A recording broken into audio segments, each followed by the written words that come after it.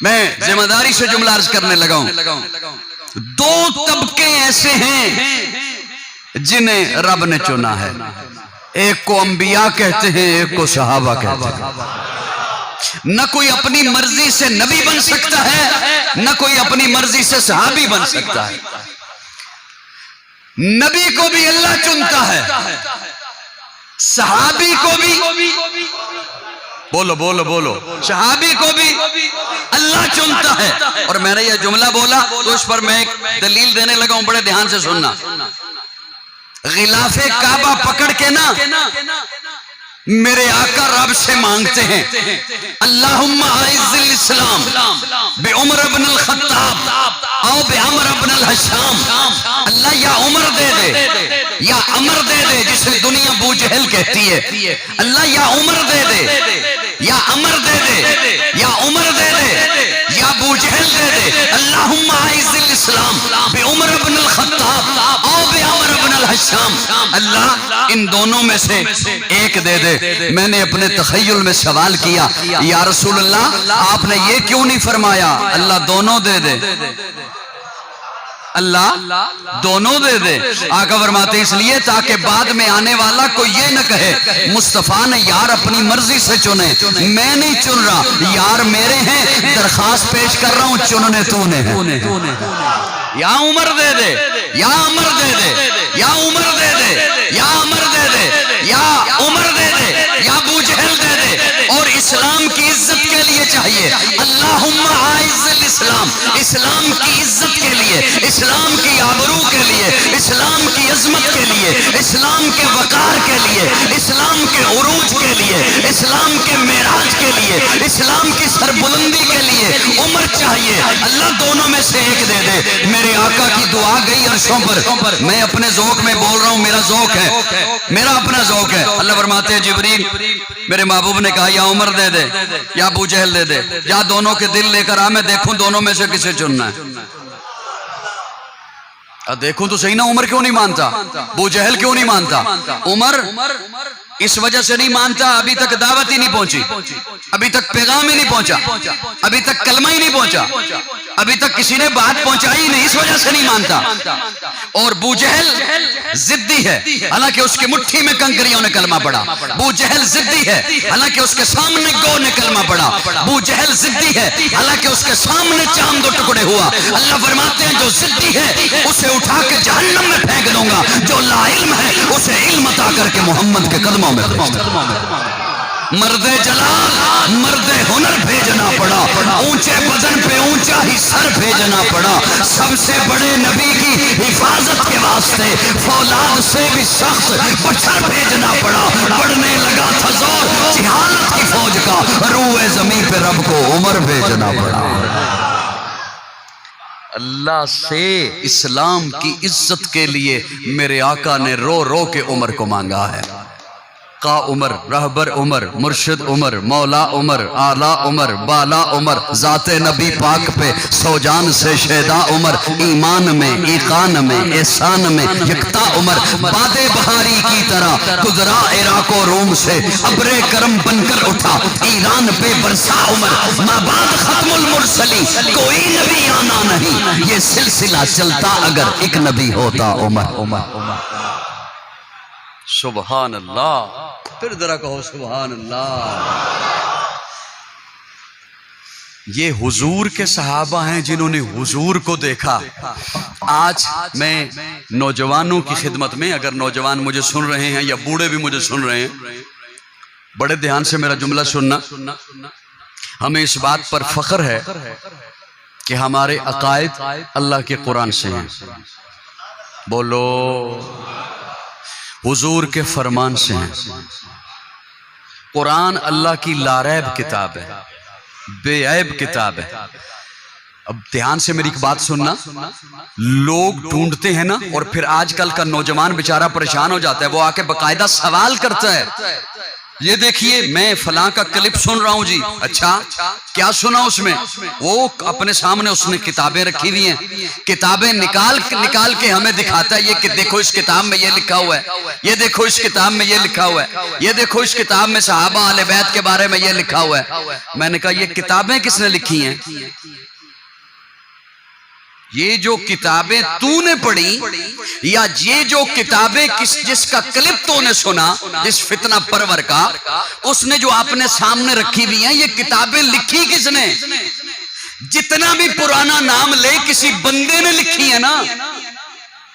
اور یار بولو تھوڑا سا میرے ساتھ، کسی بندے نے لکھی ہے نا، 4 صدی میں لکھی، 5ویں صدی میں لکھی، 10ویں صدی میں لکھی، تاریخ لکھی کسی نے، تاریخ الحیوان کسی نے لکھی، تاریخ فرشتہ لکھی، تبری لکھی گئی، جو بھی کتاب لکھی گئی وہ کسی بندے نے لکھی ہے نا۔ میں نے کہا تیرے پاس لوگوں کی لکھی ہوئی کتاب ہے، میرے پاس اللہ کی کتاب ہے۔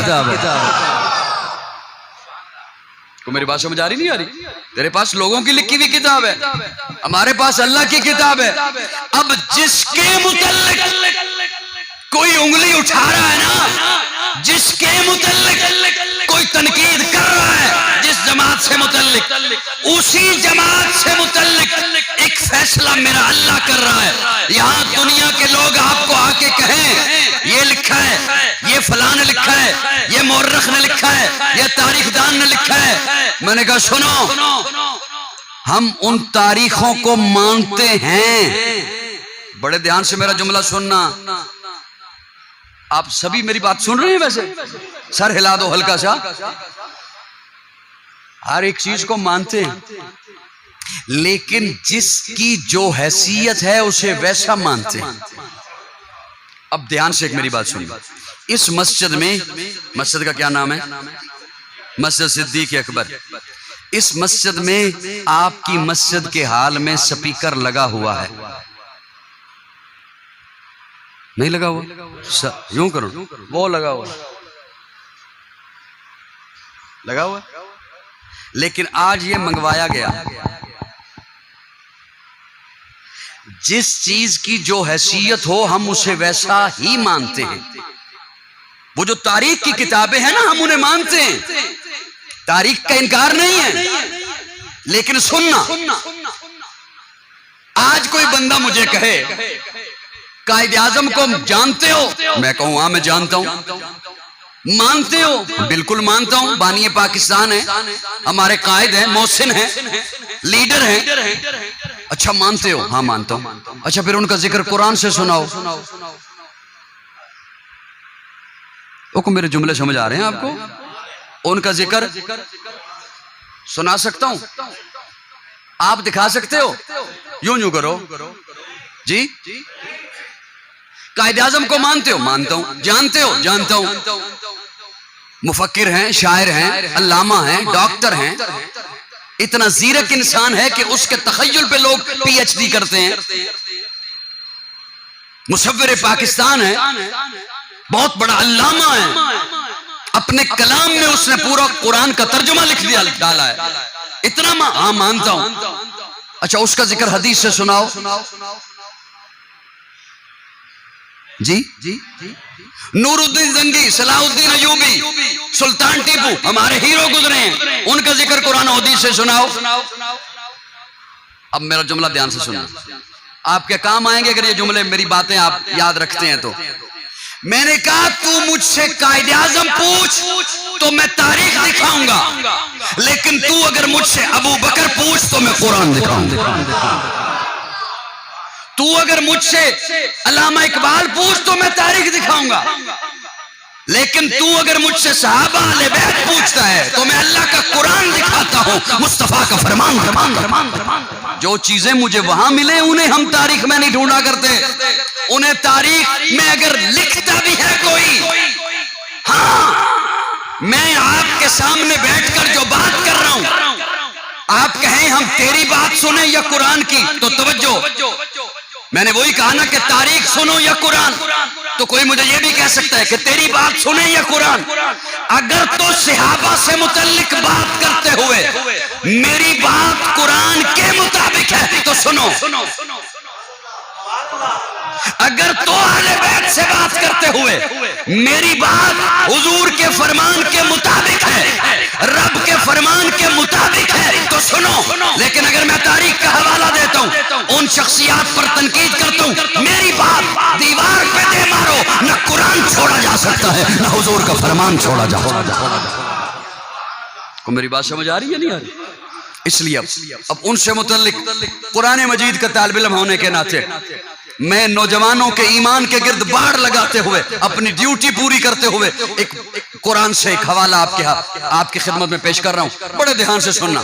یہ کسی نے کوئی کہتا ہے نا تاریخ دان نے لکھا، فلاں نے لکھا، ٹائم ہے نا ابھی جی، فلاں نے لکھا، تاریخ دان نے لکھا، مورخ نے لکھا، ہسٹری والے نے لکھا، اس نے یہ لکھا، اس نے حاشیے میں پھر یہ لکھ دیا، اس نے لکھا۔ اللہ فرماتے ہیں ادھر میری طرف دیکھو، کاتبہ میں رب نے لکھا۔ سبحان اللہ، کہہ دو یار، کاتبہ فی قلوبہم الایمان، میں رب نے ان کے دلوں پہ ایمان لکھ دیا۔ ان کے دلوں پہ ایمان، بولو ذرا، ان کے دلوں پہ ایمان۔ میں یہاں پہ لمبی کئی باتیں ہیں جو کرنے والی ہیں، لیکن میں چاہ رہا ہوں کہ آپ کے ذہنوں پہ بوجھ بھی نہ بنے میری بات۔ اللہ فرماتے ہیں میں نے ان کے دلوں پہ ایمان، بولو نا یارا، ان کے دلوں پہ ایمان۔ ابھی ذرا نا اپنے تصور میں نا ایمان کا لفظ لکھو، الف یا میم الف نون۔ اب قرآن کا ذرا ترجمہ دیکھو، کتب فی قلوبہم الایمان، میں نے ان کے دلوں پہ ایمان۔ میں بڑا غوطہ لگانے لگا ہوں قرآن کے سمندر میں، اور ذالک فضل اللہ یؤتی من یشاء، اس طرح آپ کو کسی تفسیر میں لکھا ہوا نہیں ملے گا۔ میں سمجھانے کے لیے جو رب نے عطا کی ہے بات وہ آپ کے حوالے کر رہا ہوں۔ میں نے ان کے دلوں پہ ایمان لکھ دیا، تو اللہ یہ تو نہیں فرمانا چاہتے کہ یہ لفظ ایمان لکھ دیا۔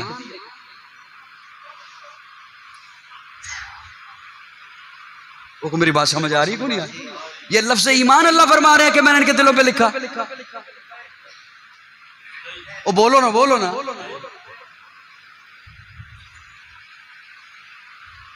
اللہ یہ فرما رہے ہیں کہ یہ ایمان لفظ میں نے ان کے دلوں پہ لکھا، تو ترجمہ کیسے کرو گے؟ کتب فی قلوبہم الایمان، کہ میں نے ان کے دلوں پہ ایمان لکھ دیا۔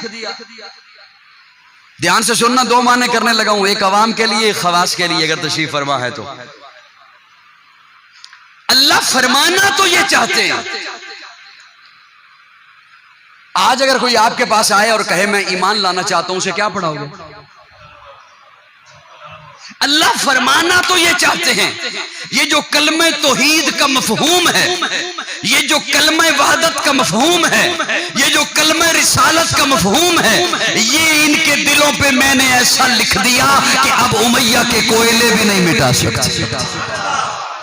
اللہ فرمانا تو یہ چاہتے، لیکن میں اگر ایک عام بندے کو سمجھاؤں تو میں اسے یوں سمجھاؤں گا، تو یہ سمجھ اللہ فرما رہے ہیں یہ کلمہ میں نے ان کے دلوں پہ لکھ دیا، لا الہ الا اللہ محمد رسول اللہ، میں نے ان کے دلوں پہ اب میں اپنے اللہ سے سوال کرنے لگا ہوں، اللہ یہ کلمہ میں لکھوں نا دیوار پہ تو دیوار سونی ہو جائے، یہ کلمہ میں لکھوں نا بینر پہ تو بینر سونا ہو جائے، یہ کلمہ میں لکھوں نا بورڈ پہ تو بورڈ سونا ہو جائے، یہ کلمہ میں لکھوں نا گتے پہ تو گتا سونا ہو جائے، یہ کلمہ میں لکھوں نا کاغذ پہ تو کاغذ سونا ہو جائے۔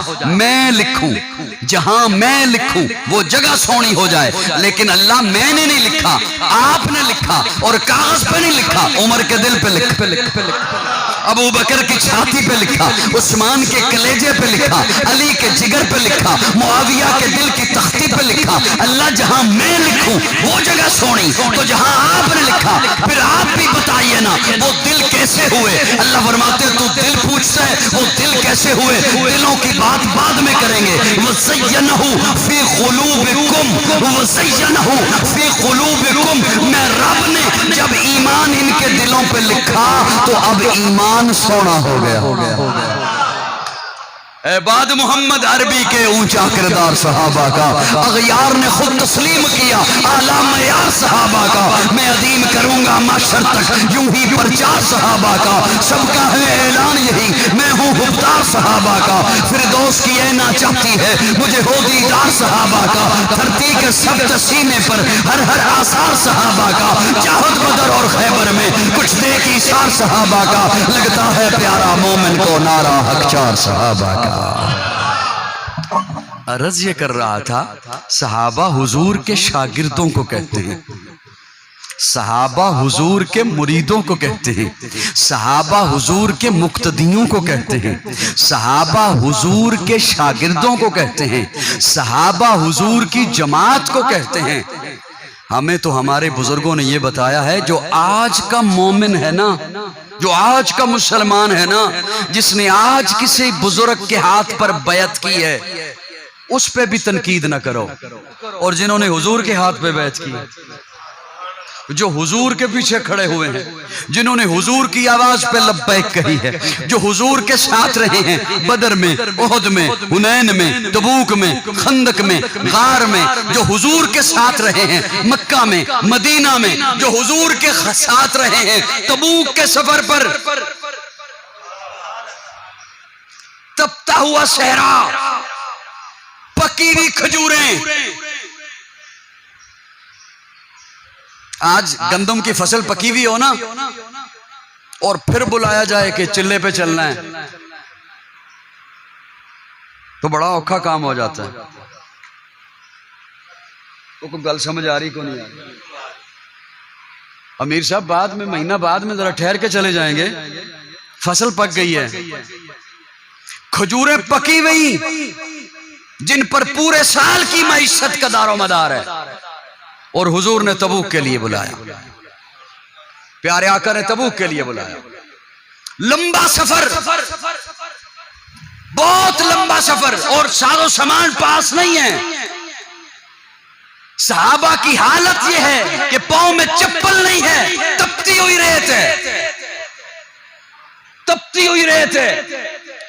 بعض اوقات میں سفر کے دوران میں کپڑے کے چھوٹے چھوٹی ٹاکیاں اتار کر انہیں پاؤں کے ساتھ لپیٹا ہوا ہے کہ ریت کی تپش سے پاؤں کی تلیاں بچ جائیں، لیکن پیارے آقا کے ساتھ سواری کے بغیر تبوک تک مسکراتے ہوئے چل رہے۔ وہ صحابہ کی محنتیں نہ ہوتی آج ہم مسجد میں نہ بیٹھے ہوتے، وہ صحابہ کی محنتیں نہ ہوتی آج ہمارے چہروں پہ داڑیاں نہ ہوتی، آج ہمارے سروں پہ پگڑیاں نہ ہوتی، آج ہمارے گھروں سے قرآن کی تلاوت کی آوازیں نہ ہوتی۔ لیکن کیا کہا جا سکتا ہے انہیں جو صحابہ کو الگ کر کے اور اہل بیت کو الگ کر کے قوم کے سامنے پیش اس انداز سے کرتے ہیں کہ تاکہ قوم کے اندر نفرت پیدا ہو۔ یاد رکھنا صحابہ حضور کی جماعت ہے، صحابہ حضور کا یارانہ ہے، اہل بیت حضور کا گھرانہ ہے۔